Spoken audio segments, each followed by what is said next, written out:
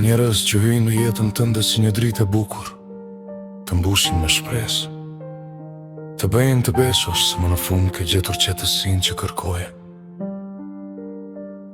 Të premtojnë se do të jenë pranë në ditët e mira dhe në ditët e vështira.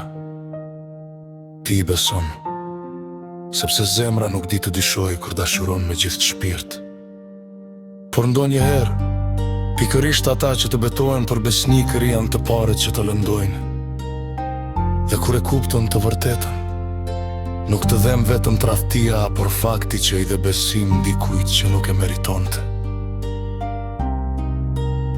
Nuk falet kur dikush luan me ndjenjat e tua, sikur të ishin një lodër.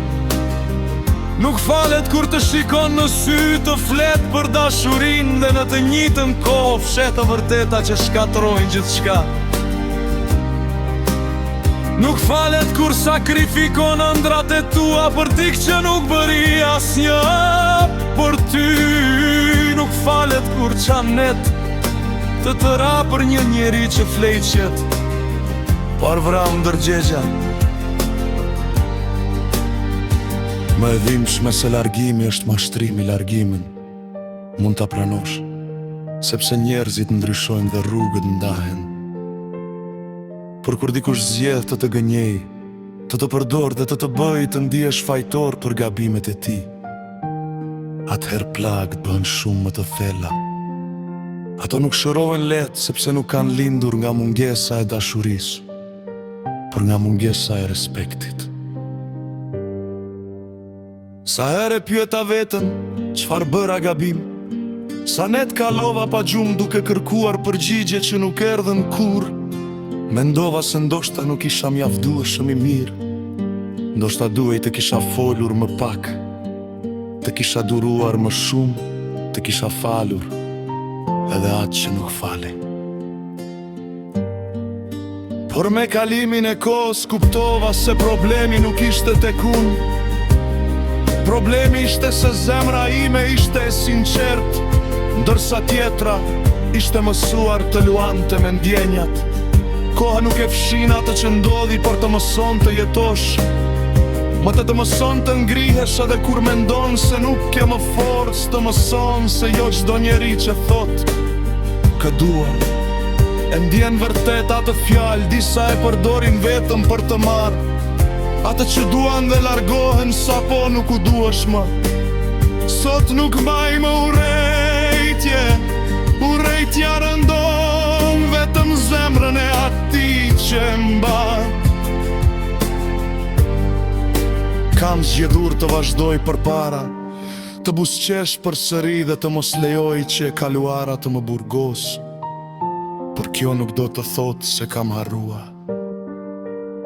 Ka një ndryshim të madh mes faljes dhe harresës.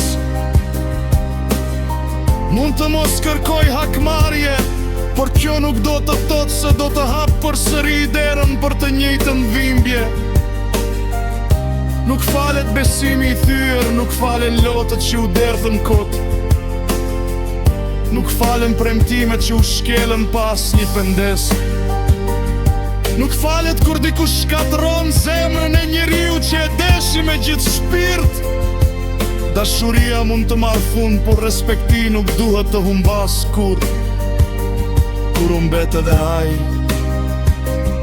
mbetet vetëm heshtja. Dhe ndoshta një ditë do të takoheshim përsëri, ndoshta do të përpiqeshe të shpjegoje gjithçka, të kërkoje një mundësi tjetër, dhe se të kërkoje falje, por ka qaste kur falja vjen shumë vonë. Ka dirë që mbyllen për gjithmonë dhe zemra nuk i hap më, jo nga krenaria, por sepse ka mësuar se shumë kushton të besësh njeriu e gabuar. Jeta vazhdon dhe plagët bëhen kujtime, por disa kujtime mbeten si një paralajmërim për të mos e përsëritur të njëjtin gabim. Ato të bëjnë më të fortë, më të mençur dhe më të kujdesshëm, të mësojnë se dashuria nuk kërkon vetëm fjalë të bukura, por vepra, besnikëri dhe sinqeritet. Sepse në fund, gjithçka mund të humbaset të rindërtohet, mund të rikthehen buzëqeshjet, mund të lindin ëndra të reja dhe zemra mund të dashuroj sërish.